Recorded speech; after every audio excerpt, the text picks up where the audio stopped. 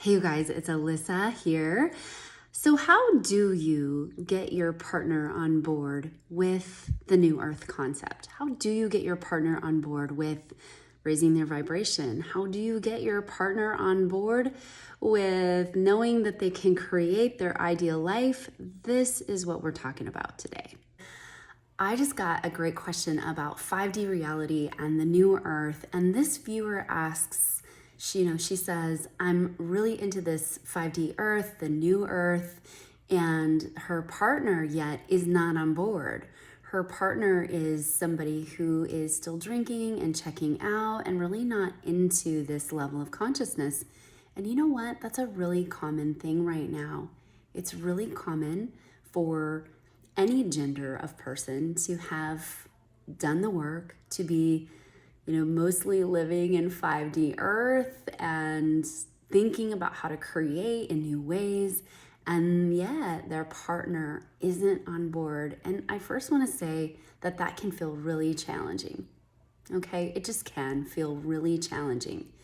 But if you remember that creating the new earth has 100% to do with you instead of the person on the outside. And so this can be a really difficult concept to wrap your mind around, because we want to say, well, they're not doing it, or they don't understand it, or how can I get them to learn about this, or how can I get them this to be real for them? How can I get the 5D earth to be real for them? Okay.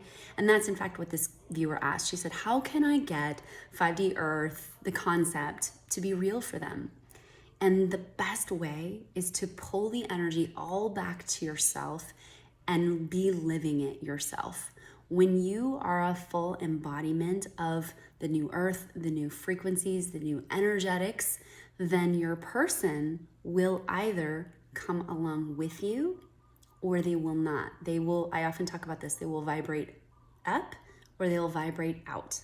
Okay, it is a law of physics, right? They're literally going to sort of sort themselves out. And sometimes they will sort themselves out for a while and then they'll pop back in, because sometimes the way it works with relationships is there's too much polarity to balance, and the person in the relationship cannot balance that much polarity whilst still in the relationship. So sometimes the two need to pull apart, balance some polarity on their own, and then come back together.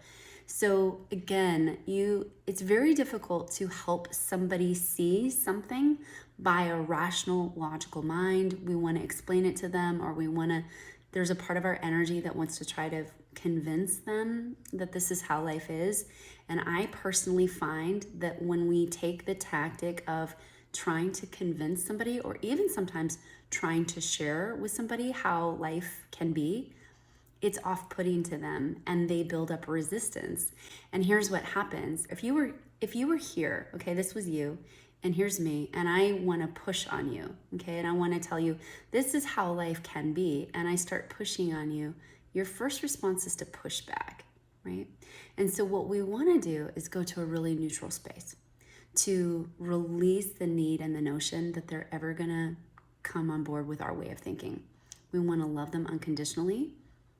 And that doesn't necessarily mean being with them unconditionally, right? Loving somebody unconditionally doesn't mean if somebody's going to be an alcoholic or they're abusive, it doesn't mean being with them unconditionally. It means my soul is going to love you unconditionally. And in the meantime, I love you enough to let you believe your own thoughts and think your own ways and do your own things.